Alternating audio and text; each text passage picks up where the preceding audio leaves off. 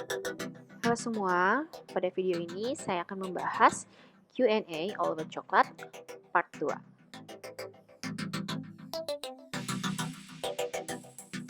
Q&A Part 2 ini akan membahas tentang buah kakao.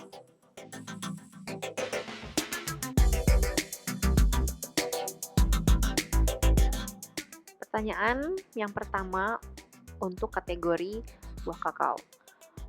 Bagaimana kualifikasi untuk biji kakao yang akan diolah? Apa semua kakao dapat digunakan atau ada syarat dan ciri-ciri tertentu? Pertanyaan kedua, bagaimana cara membedakan biji kakao yang bagus dan yang tidak? Pertanyaan ketiga, apakah biji kakao yang tidak memenuhi standar mutu akan tetap dipergunakan atau dibuang? Dan yang keempat, dibuat jadi apakah daging buah kakao apabila bijinya dibuat menjadi coklat? Yang kelima, apakah coklat bisa dikonsumsi pada saat masih menjadi buah kakao? Jika bisa, bagaimana rasanya?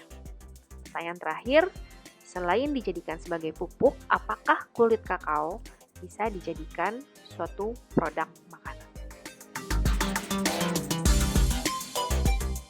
Untuk pertanyaan nomor 1 dan pertanyaan nomor 2 dapat digarisbesarkan. Jawabannya mengenai standar mutu biji kakao. Berikut penjelasannya.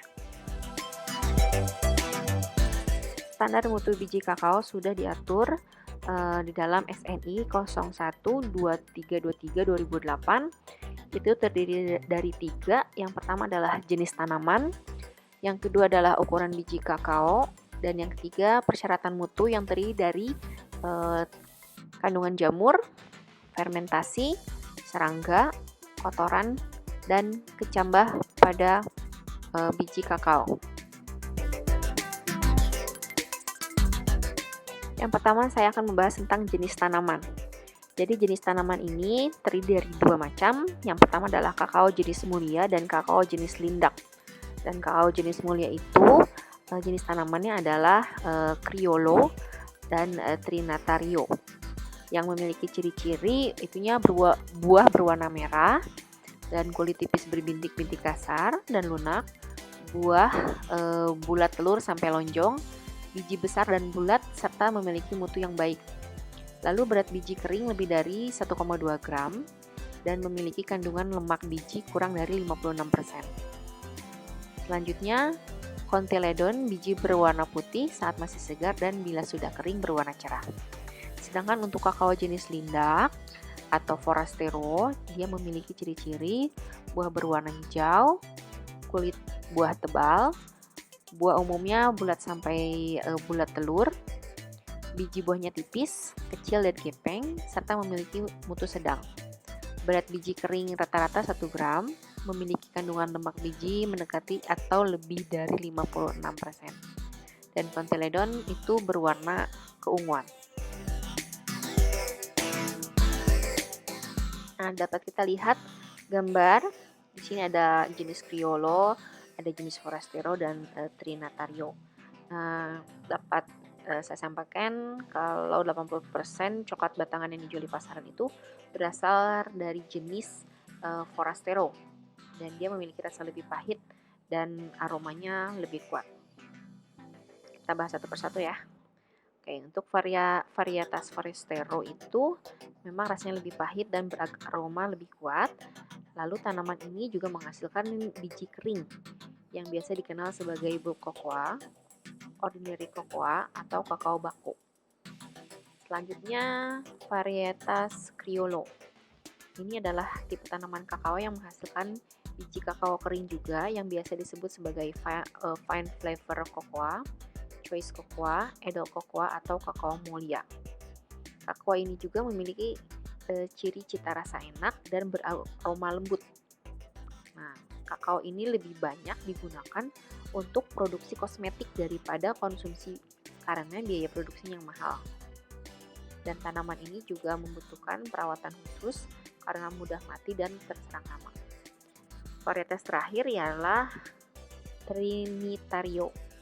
Adalah tipe tanaman kakao hasil dari persilangan alami antara Criollo dengan Forastero, sehingga saat heterogen kakao ini juga memiliki kualitas cukup baik dan lebih tahan dari serangan hama. Selanjutnya yang kedua, kita bisa melihat dari ukuran biji kakao. Nah, di sini kita bisa melihat ada standarnya sesuai dengan grade-nya. Ini per 100 gram ya. Nah, kita bisa lihat pada golongan AA, ini adalah grade yang paling tinggi, itu maksimal 85 biji atau buah per 100 gram. Lalu ada golongan A 86 sampai dengan 100 biji per 100 gram. Ada golongan B 101 sampai dengan 110 biji per 100 gram, dan golongan C 111 sampai dengan 120 biji per 100 gram. Lalu yang golongan paling rendah adalah golongan S, lebih dari 120 biji per 100 gram. Jadi kesimpulannya adalah makin tinggi grade-nya berarti makin besar juga ukuran biji kakaonya. Selanjutnya kita bisa melihat dari persyaratan mutu. Nanti di dalam 100 gram biji kakao bisa dilihat ya, kalau misalkan dia memiliki kelas 1 itu jumlah biji yang berjamur itu maksimal hanya 2, lalu yang tidak terfermentasi hanya 3, lalu yang berserangga hanya 1, dan kadar kotorannya 1,5, lalu misalkan yang berkecambah hanya 2. Nah, kalau untuk yang kelas 2 dan 3 tentunya akan jauh lebih banyak.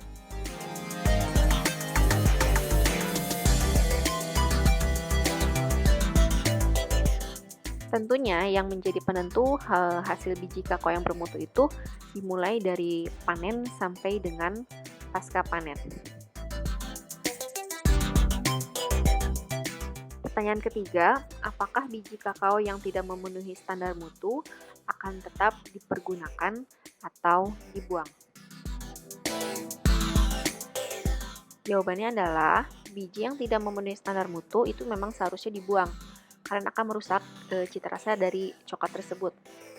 Misalkan nih, contohnya biji kakao yang berjamur itu dapat menurunkan mutu maupun kualitas dan kuantitas biji dan produk olahannya. Lalu bersifat toksik atau racun yang sangat berbahaya bagi manusia karena dapat menyebabkan gangguan kesehatan seperti kanker hati dan ginjal. Jadi pada intinya proses sortir merupakan bagian penting dalam proses pengolahan biji kakao.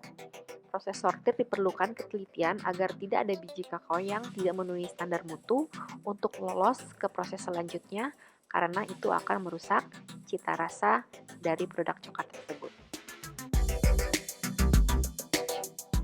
Pertanyaan nomor 4, dibuat jadi apakah daging buah kakao apabila bijinya dibuat menjadi coklat? Sebelum saya menjawab, saya akan menjelaskan tentang daging buah kakao. Ya, daging buah kakao itu juga bisa disebut dengan pulp. Itu merupakan lapisan putih berlendir yang menyelimuti biji kakao. Nah, pulp ini juga mengandung air, sukrosa, dan glukosa. Pulp juga membantu proses fermentasi pada biji kakao. Nah, ragi yang tumbuh di pulp akan mengubah kandungan gula di dalamnya menjadi alkohol. Nah, sekarang jawabannya adalah daging buah pulp atau biji kakao itu sebenarnya adalah merupakan limbah dari proses pengolahan coklat. Jadi rata-rata tempat pengolahan biji coklat tidak menggunakannya. Nah, sayangnya limbah pulp tersebut banyak yang dibuang begitu saja. Jadi tentu dapat menimbulkan masalah bagi lingkungan sekitar area pengolahan biji kakao. Limbah pulp itu akan terfermentasi oleh mikroorganisme yang dapat menimbulkan penyakit. Nah, selain itu, limbah pulp biji kakao juga dapat menyebabkan pencemaran udara akibat timbulnya bau asam dan yang semacam bau tidak sedap yang disebabkan oleh aktivitas mikroba yang menghasilkan gas amonia. Dan kita bisa tahu kalau gas amonia itu menghasilkan bau yang dapat merusak sistem pernafasan jika dihirup secara terus-menerus. Pertanyaan selanjutnya, apakah coklat bisa dikonsumsi pada saat masih menjadi buah kakao? Nah, jika bisa, bagaimana rasanya? Ya, sebenarnya daging buah kakao itu bisa dikonsumsi ya, tapi ketika buah kakao tersebut sudah matang. Nah, kebanyakan orang atau memang berdasarkan pengalaman saya, definisi rasa daging buah kakao itu memiliki rasa manis, terus ada sedikit rasa asam segar. Namun ada juga yang merasa bahwa daging buah kakao itu punya rasa kesat, bahkan ada yang sedikit asin. Jadi berbeda-beda tergantung dari tingkat kematangannya ketika kita mengkonsumsi daging atau pulp buah dari kakao. Untuk pertanyaan terakhir, selain dijadikan sebagai pupuk, apakah kulit kakao bisa dijadikan suatu produk makanan? Jawabannya adalah ya, bisa. Selain dijadikan pupuk, kulit buah kakao juga dapat dijadikan makanan, tetapi makanan untuk ternak, bukan untuk manusia. Nah, tapi selain itu ada banyak juga penelitian eksperimen yang memanfaatkan limbah dari kulit kakao tersebut. Yang pertama ini